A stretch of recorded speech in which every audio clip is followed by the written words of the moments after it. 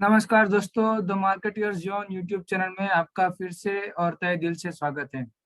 जैसे कि आप जानते हैं, द मार्केटियर्स जोन ये यूट्यूब पर एक एजुकेशनल सीरीज के वीडियोस लेके आते हैं, जहां पर हम स्टॉक के सटीक एनालिसिस करके आपके लिए कमाई के मौके कैसे बन सकते हैं और कहां पर कमाई के मौके हैं उसको आपके सामने प्रस्तुत करने का प्रयास करते हैं। हमने इस सीरीज में पिछले कुछ वीडियो में क्या परफॉर्मेंस दिया है, आइए जानते हैं उसमें आपको कैसे क्या रिटर्न मिले हैं। दोस्तों, लास्ट वीडियो में हमने बात किया था वीआरएल लॉजिस्टिक के बारे में। ये वीडियो अपलोड हुआ था 17 अप्रैल 2022 को, जब उसकी मार्केट प्राइस चल रही थी 520 रुपया। अगर आपको याद होगा, और आप पिछली सीरीज के वीडियो जाके देख भी सकते हैं, हमने तभी टारगेट दिया था कि 600 रुपये का टारगेट ये आने वाले 1 से 2 महीने में ले सकता है, और आने वाले 3 से 6 महीने में ये 700 रुपये के टारगेट भी अचीव कर सकता है।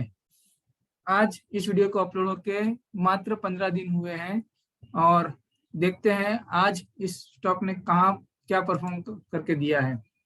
अभी ये वीडियो अपलोड होने के बाद में इस स्टॉक ने हाईएस्ट प्राइस जो अचीव किया है वो 658 का है, और आज की तारीख में उसकी करंट मार्केट प्राइस है 569। जिन्होंने ये स्टॉक में ये वीडियो देखकर हमारी रिकमेंडेशन पे काम किया होगा, उसको मैक्सिमम रिटर्न 26.5% का मिला होगा, और अगर उन्होंने रिटर्न प्रॉफिट बुक नहीं किए हैं तो उनका आज की तारीख में रिटर्न अराउंड 9.4% का बना होगा। दोस्तों, यही होता है कि स्टॉक में कैसे काम करने का, कैसे सटीक तरीके से कहाँ पर राइट जगह पर एंट्री लेने का स्टॉक में, और कहाँ पर प्रॉफिट बुक करना चाहिए। यही सारी चीज एक ट्रेडर को सक्सेसफुल ट्रेडर बनाती है, और आप सबको इसमें एम्पावर करने के लिए हम लोग द मार्केटियर्स जोन की तरफ से ये ट्रेनिंग क्लासेस चालू कर किया हुआ है, जिसमें आप YouTube में दिए गए लिंक के जरिए मुझसे जुड़ सकते हो।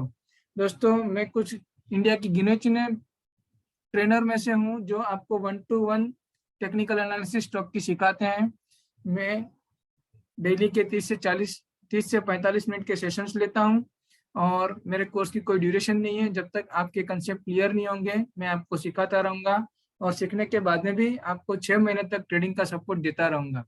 तो यदि आपको ऐसे ही सटीक स्टॉक की एनालिसिस सीखनी हो तो मेरे यूट्यूब में दिए गए डिस्क्रिप्शन और लिंक से द्वारा मेरे साथ में जुड़ सकते हो।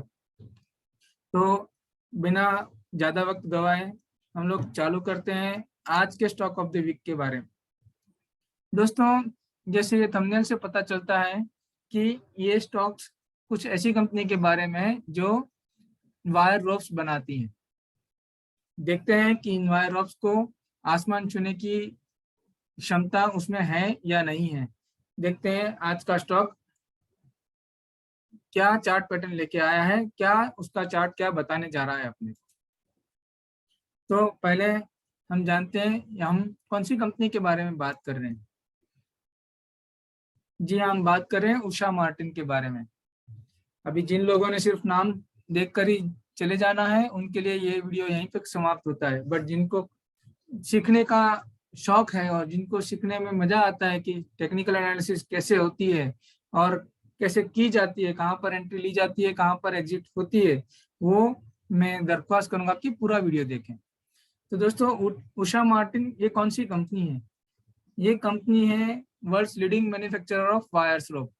ये कंपनी एस्टेब्लिश हुई थी 1960 में, और आज ये वायर रोप बनाने वाली लीडिंग कंपनी है। उसकी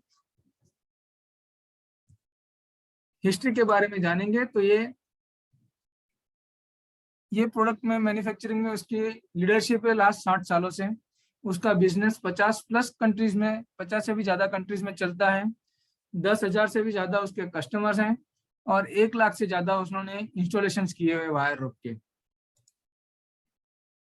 अगर उनकी ग्लोबल फैसिलिटी और डिस्ट्रीब्यूशन सेंटर्स के बारे में जानना हो तो उनका कंपनी का स्प्रेड कितना है ये इससे पता चलता है। ये India, south east Asia, Europe, middle east, Australia और यूएसए, यानी तकरीबन पूरे वर्ल्ड में उनका व्यापार चल रहा है। तो आइए जानते हैं ये कंपनी आज हमारी स्टॉक ऑफ द वीक क्यों है। इसके इंडस्ट्रीज के एप्लीकेशन कहाँ कहाँ पर है। ये इनके रोप लगते हैं क्रेन के रोप में, माइनिंग रोप में, एलिवेटर्स में, जनरल इंजीनियरिंग रोप में, स्ट्रक्चरल रोप में, एरियल ट्रांसपोर्ट में, यानी इनकी प्रोडक्ट की वाइड स्प्रेड एप्लीकेशंस हैं। तो शुरू करते हैं इसकी फंडामेंटल एनालिसिस। आप देखेंगे कि उषा मार्टिन के कुछ रेशियोज है जो आपके सामने लगाए हुए हैं। इनमें कुछ फिगर्स में आपका ध्यान जोड़ना चाहूंगा। इनकी मार्केट कैप है 4615 करोड़, यानी ये इतनी छोटी भी कंपनी नहीं है, ये एक मीडियम स्केल कंपनी है।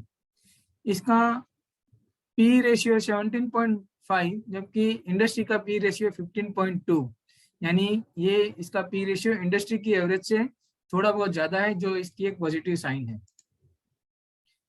अभी इसकी बुक वैल्यू देखेंगे तो 55.6 रुपीज की है, जबकि करंट प्राइस है उसकी 151। तो प्राइस टू बुक वैल्यू 2.73 का आता है। हालांकि ये स्टॉक फंडामेंटली थोड़ा सा कॉस्टली लगता है, लेकिन अगर आप इंडस्ट्री में देखेंगे तो 3 से 4 गुना ज्यादा बुक टू प्राइस वैल्यू होना एक अच्छे स्टॉक के लिए नॉर्मल बात है। इसकी प्रोमोटर्स होल्डिंग देखेंगे तो 49.2 है। हालांकि कुछ टाइम में इनकी होल्डिंग स्लाइटली कम हुई है, लेकिन 49.2 ये एक हेल्दी परसेंटेज है। कुछ नेगेटिव बातें जो इनके फिगर्स में दिख के आ रही है वो है डेब्ट टू इक्विटी रेशियो 0.024। हालांकि ये रेशियो बहुत कम है, लेकिन डेब्ट कोई भी कंपनी में होना ये उसके लिए नेगेटिव होता है।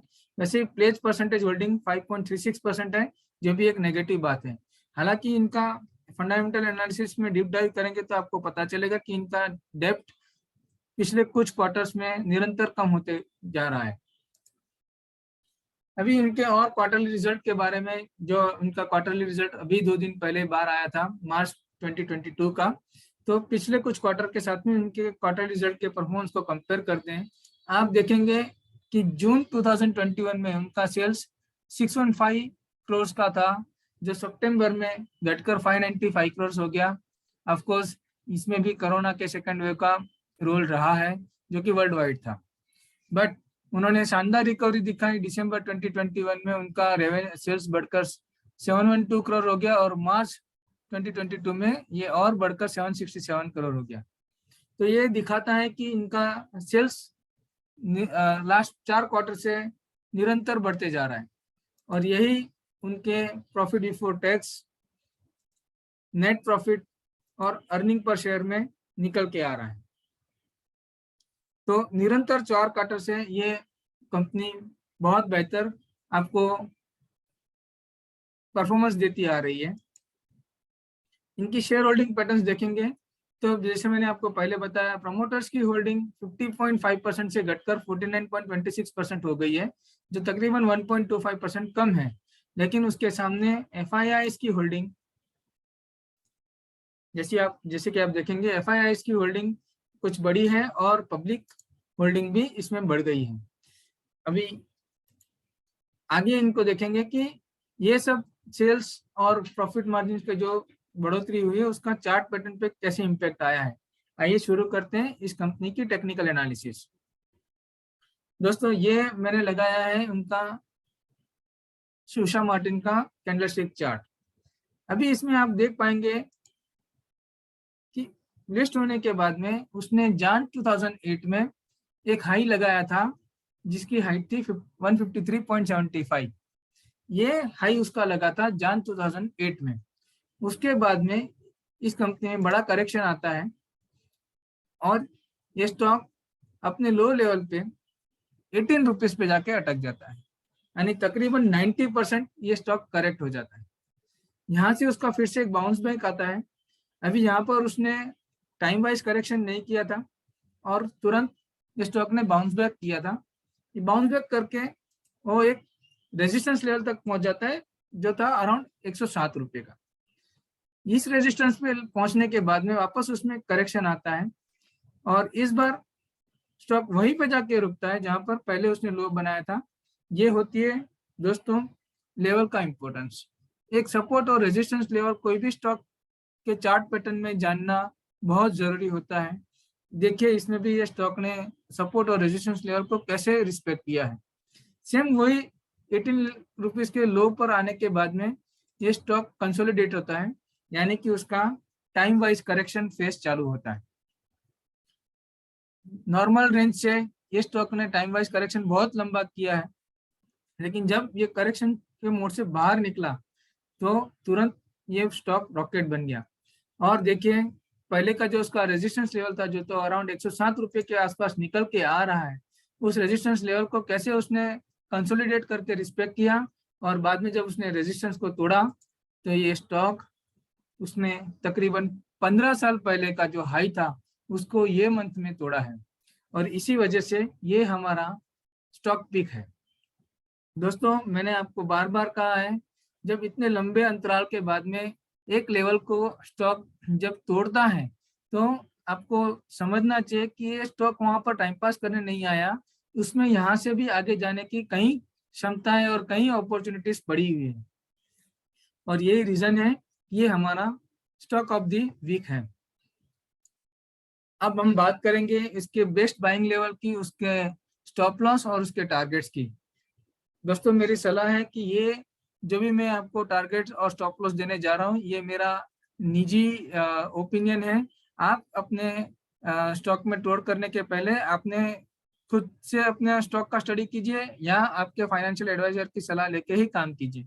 ये मेरी पर्सनल राय है और मैं ये वीडियो एजुकेशनल पर्पज से बना रहा हूँ ताकि आपको स्टॉक में ट्रेड करने के अच्छे मौके मिल सकें। तो देखते हैं कि इसमें बेस्ट बाय रेंज क्या बन के आ रही है। मेरे हिसाब से ये स्टॉक की बेस्ट बाइंग रेंज है 140 से 145 के बीच में। जो रेंज में उसने लास्ट मंथ में ट्रेड एक रेंज बनाई थी वही रेंज में आपको बेस्ट बाइंग रेंज देता हूं। तो यहाँ से अगर स्टॉक थोड़ा सा भी करेक्ट होता है तो आपके लिए खरीदारी का ये अच्छा मौका बन सकता है। मेरा शॉर्ट टर्म के लिए पहला स्टॉप लॉस होगा 134 रुपये का, जो कि उसकी लास्ट मंथ की कैंडलस्टिक का हाई था। मुझे नहीं लगता कि ये अभी ये लेवल को तोड़ के नीचे जा सकता है। फिर भी as a factor of safety अगर आप शॉर्ट टर्म में ट्रेड करना चाहते हो तो मेरा पहला स्टॉप लॉस रहेगा 134 रुपये का, और अगर आप लॉन्ग टर्म में ट्रेड करना चाहते हो तो मेरा दूसरा स्टॉप लॉस रहेगा 107 रुपया, जिसको इसने ब्रीच करके एक ऊपर की जर्नी उसने चालू की हुई है। अगर आपने स्टॉप लॉस नोट कर लिए होंगे तो टारगेट जानना भी बहुत जरूरी हो जाता है। जो मुझे इसमें पॉसिबिलिटी दिख रही है उसके हिसाब से मेरा पहला टारगेट होगा 180 रुपये का। ये मुझे लगता है कि 1 से 2 महीने में ये टारगेट अचीव होना चाहिए। अगर आप शॉर्ट टर्म का स्टॉप लॉस देखेंगे तो करंट मार्केट प्राइस है स्टॉप लॉस अराउंड 15 से 16 रुपया नीचे है, और करंट मार्केट प्राइस से मेरा टारगेट जो है अराउंड 30 रुपया ऊपर है। तो रिस्क टू रिवॉर्ड रेशियो इसमें यहाँ पर मुझे फेवरेबल दिख रहा है, और इसलिए मैं आपको अगर आपको मिले तो ये लेवल पे भी आप बाय करने की रिकमेंडेशन में देता हूँ। हालांकि मेरी बेस्ट बाइंग रेंज 140 से 145 रुपये के बीच में है। मेरा दूसरा टारगेट जो इसमें बन के आ रहा है वो 225 रुपये का है, जो मुझे लगता है कि 3 से 6 महीने में अचीव हो सकता है। और जो मेरा फाइनल टारगेट है वो अराउंड 275 रुपये का है, जो आने वाले 1 साल में अचीव हो सकता है। अगर करंट मार्केट प्राइस से मेरा फाइनल टारगेट देखा जाए तो ये अराउंड 80% ऊपर है। अगर 1 साल में कोई स्टॉक आपको 80% का रिटर्न दे पाता है तो क्या ही बढ़िया अपॉर्चुनिटी इसमें हो सकती है। तो ये था मेरा इस वीक का पिक। अगर आपको मेरा ये वीडियो अच्छा लगा हो और जैसे मेरे पिछले वीडियोस की एनालिसिस आपको सही लगी हो तो मुझे प्लीज लाइक शेयर और सब्सक्राइब करना ना भूलें। इससे मेरा हौसला बढ़ता है और मुझे आपके लिए ऐसे ही मौके ढूंढ कर लाने का और ज्यादा मन होता है। प्लीज दोस्तों मेरे इस वीडियो को लाइक शेयर और सब्सक्राइब जरूर करें, और आप आपके रिलेटिव्स को भी ये बता के ये रिकमेंडेशन उनके साथ में भी शेयर कर सकते हैं। धन्यवाद।